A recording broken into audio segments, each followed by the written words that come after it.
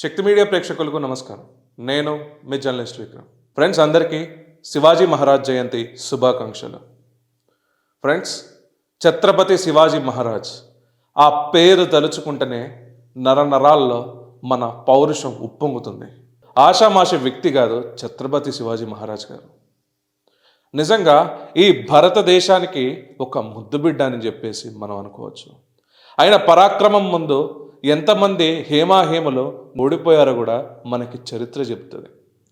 కానీ అలాంటి ఛత్రపతి శివాజీ మహారాజ్కి జరిగిన అవమానం ఏంటంటే, గత 70 సంవత్సరాల నుంచి ఉన్న కాంగ్రెస్ ఏదైతే ఉందో, ఇక్కడ వేరే దేశం నుంచి మన దేశం మీద దండయాత్ర వచ్చి ఇక్కడ పరిపాలించిన చరిత్రనే చెప్పింది. కానీ మన భరతఖండంలో రాజుల గురించి ఎక్కడైనా చెప్పిందా మిత్రులారా? చెప్పలేదు. మన ఏదైతే 10వ తరగతి వరకు ఏదైతే మనకి హిస్టరీ సబ్జెక్ట్ ఉందో, ఆ హిస్టరీ సబ్జెక్ట్లో ఎక్కడైనా ఛత్రపతి శివాజీ మహారాజ్ గురించి మనకి చెప్పడం జరిగిందా? ఒక్క పేజ్ లేకుండా పోయింది మన ఛత్రపతి శివాజీ మహారాజ్ గారికి. ఈ స్వరాజ్య ఛత్రపతి శివాజీ మహారాజ్ గురించి ఒక్క పేజ్ కూడా ఈ కాంగ్రెస్ గవర్నమెంట్ రాయలేదు మిత్రులారా. ఎందుకంటారు? అసలు ఎవరెవరి పేర్లు చరిత్రలో పెట్టారో ఒకసారి చూద్దామా? ఇక్కడ మీకు రైట్లో ఇక్కడ మనం చూసాం, అక్బర్ గురించి, బీర్బల్ గురించి, హుమాయూన్ గురించి, ఔరంగజేబ్ గురించి, వీరి గురించి మన పిల్లల మదిల్లోకి వీళ్ళే రాజులు అని చెప్పేసి పిల్లల వరకు ఎందుకు, మనం చదువుకున్నప్పుడు కూడా వీళ్ళ పుస్తకాలే మనం చదివాం, అవునా కాదా? ఇక్కడ అక్బర్ ఇది చేశాడు, షాజహాన్ ఇది చేశాడు, బీర్బల్ ఇది చేశాడు, హుమాయూన్ ఇలా చేశాడు అని చెప్పారు. కానీ ఏ రోజైనా ఛత్రపతి శివాజీ మహారాజ్ గురించి ఒక్క పేజ్ చదివిందంటే ఒట్టు మనం, అవునా కాదా? ఇప్పుడు సోషల్ మీడియాలో అండ్ కొన్ని మూవీస్ వల్ల మనం ఈరోజు మన ఛత్రపతి శివాజీ మహారాజ్ గురించి మనం తెలుసుకుంటున్నాం. కానీ మన బాల్యంలో మన జనరేషన్ కానీ ఇప్పుడు జనరేషన్ కానీ అసలు మన చరిత్ర తెలుసుకోవాల్సింది ఇలాంటి వీరుల కథలు కదా. మరి ఇలాంటి వీరుల కథని ఒక్కసారి కూడా పుస్తకాల్లో ఎందుకు పెట్టలేదు? ఇది నిజంగా ఓట్ బ్యాంక్ రాజకీయానికి ఇదొక నిదర్శనం అని చెప్పుకోవచ్చా? లేకుంటే రాజకీయం చేయాలంటే ఇంత నీచంగా దిగజారాలా? అసలు మన ఛత్రపతి శివాజీ మహారాజ్ లాంటి ఒక గొప్ప వ్యక్తి గురించి అసలు పిల్లలకి ఎందుకు విద్యాబోధనలో చెప్పలేదు? ఛత్రపతి శివాజీ మహారాజ్ ఏం తప్పు చేశాడు? అసలు ఆయనకి ఈ భారతదేశం మీద ఉన్న ప్రేమ తప్ప మన సనాతన హైందవ ధర్మాన్ని కాపాడేందుకు ఇక్కడ విదేశీ ముష్కరులు వచ్చి మనల్ని దండయాత్ర చేస్తున్నప్పుడు వాళ్ళ నుంచి మన భరతఖండాన్ని కాపాడినందుకు తప్ప మరి ఆయన చేసిన తప్పేంటి? అతను చేసిన నేరం ఏంటి? మరి ఇక్కడ మన హిందూ దేవీ దేవతల గుళ్ళను కూల్చుకుంటూ ఉన్నారు కదా. మరి ఇలాంటి వాళ్ళని, ఇట్లాంటి అక్బర్ కానీ, బీర్బల్ కానీ, ఔరంగజేబు కానీ మరి వీళ్ళ గురించి ఎందుకు పెట్టారు మిత్రులారా? ఇక్కడ నేను అంటుంది, ఇక్కడ వీళ్ళ గురించి ఇంత గొప్పగా చెప్పినప్పుడు మరి ఒక్క పేజ్ మన శివాజీ మహారాజ్ గురించి ఎందుకు చెప్పలేదు? ఇది ఎప్పుడైనా మనం క్వశ్చన్ చేస్తే దీన్ని మీరు ఇక్కడ మత విద్వేషాలు రేపుతున్నారా అంటారు. నేను మత విద్వేషాన్ని రేపట్లే మిత్రులారా. నేను ఇక్కడ మతం గురించి మాట్లాడట్లేదు. ఇక్కడ కేవలం మనకి విదేశాల నుంచి ముష్కరుల లెక్క వీళ్ళు వచ్చి మన మీద దండయాత్ర చేసిన ఈ రాజుల గురించి మనకి చెప్పారు. కానీ మన భరతఖండంలో పుట్టి ఇక్కడ ఈ మన ఏదైతే వనరుల్ని కాపాడడానికి తన తుది శ్వాస వరకు పోరాడిన ఒక వీరుడు కాదని ఎందుకు చెప్పలేకపోయింది ఈ లెఫ్టిస్ట్ కానీ, ఈ కాంగ్రెస్ కానీ ఎందుకు చెప్పలేకపోయింది? మన హిందూ హృదయ సామ్రాట్ అని అంటాం మన ఛత్రపతి శివాజీ మహారాజ్ని. హిందువు అంటే ఇది ఒక మతం కాదు. ఇక్కడ ఒక భారతదేశంలో ఉన్న ప్రతి జీవి ఇక్కడ హిందూ అని చెప్తారు కదా. ఇక్కడ అందరి డిఎన్ఏలు ఒకటే కదా. ఇలాంటి ముష్కరులు రావడం వల్లనే ఇక్కడ మత మార్పిడులు జరిగినాయి కదా. ఇది వాస్తవమా కదా? మరి ఇక్కడ పుట్టిన బిడ్డ గురించి, ఇక్కడ పుట్టిన ఒక వీరుడు గురించి, శివాజీ మహారాజ్ గురించి ఎందుకు చెప్పలేకపోయింది చరిత్ర? మన పాఠ్య పుస్తకాల్లో ఎందుకు ఈయనని కనుమరుగు చేశారు? సో అసలు ఈ ఛత్రపతి శివాజీ మహారాజ్ గురించి ఎందుకు చెప్పలేదు ఏంది అనేసి ఇంకో స్లైడ్లో చూద్దాం మిత్రులారా. సెక్యులరిజం డోంగ్ చేయడానికి ఇక్కడ ఛత్రపతి శివాజీ మహారాజ్ గురించి చెప్పలేదు. మరి సెక్యులరిజం మీద నిజంగా వీళ్ళకి అంత ధ్యాస ఉంటే మరి హిందూ దేవీ దేవతల ఆలయాల్ని పడగొట్టేసి వాళ్ళ ప్యాలెస్లు కట్టుకున్న ముష్కరుల పైన వారి గురించి వాళ్ళు ఇక్కడ ఆక్రమించారని చెప్పేసి ఈ పీరియడ్ నుంచి ఆ పీరియడ్ అని ఎందుకు చెప్పారు మరి దీని వెనుకల్లా నెరేటివ్ ఏంటి అంటే ఇక్కడ ఛత్రపతి శివాజీ ఎవరైతే ఉన్నారో ఇక్కడ గుళ్ళని కాపాడేసి మన గుళ్ళను మన దేవీ దేవతలను కాపాడాలని చెప్పేసి వారు కూడా అన్నారు కదా.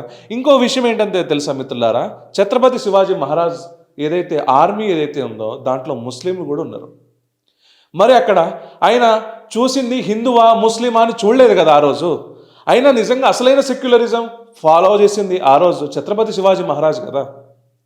మరి భూభాగానికి వచ్చి ముష్కరుల లెక్క వచ్చి ఇక్కడ మనల్ని ఆక్రమించేసి ఇక్కడ మనల్ని దండయాత్రలు చేసి ఇక్కడ మత మార్పిడులు చేసిన వారిపై పుంకాలుగా మనకి చాప్టర్ 1 చాప్టర్ 2 అక్బర్ బీర్బల్ అనుకుంటా ఎస్ఏలు ఇంత పెద్ద పెద్ద ఎస్ఏలు రాసాం కదా మనం రాసాం. ఇప్పుడు మన ఫ్యూచర్ జనరేషన్ కూడా రాస్తుంది.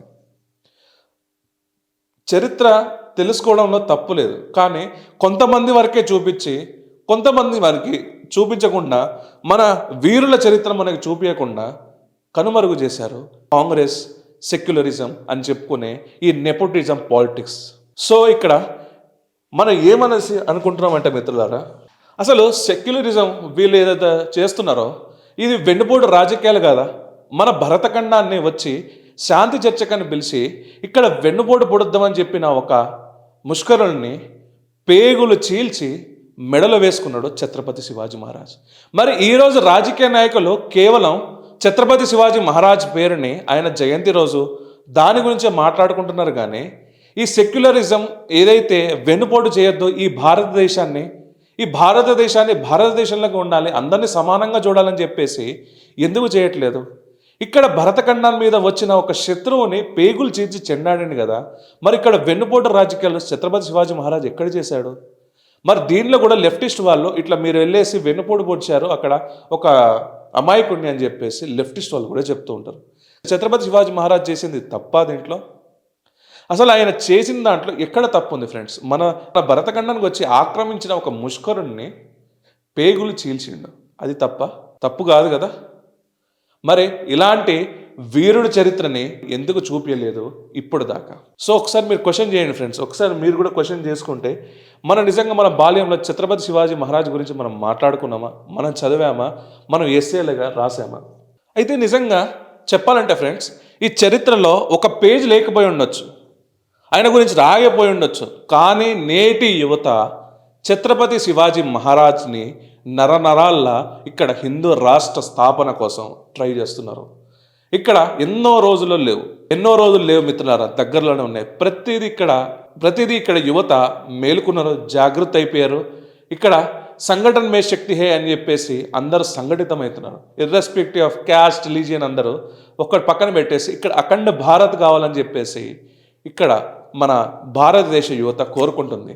దానికే ఇప్పుడు మనం చూస్తున్నాం. ఇప్పుడు నార్త్ నుంచి సౌత్ వరకు ఇప్పుడు మనం చూస్తున్నాం ఎన్నెన్ని పాలిటిక్స్ రన్ అవుతున్నాయో.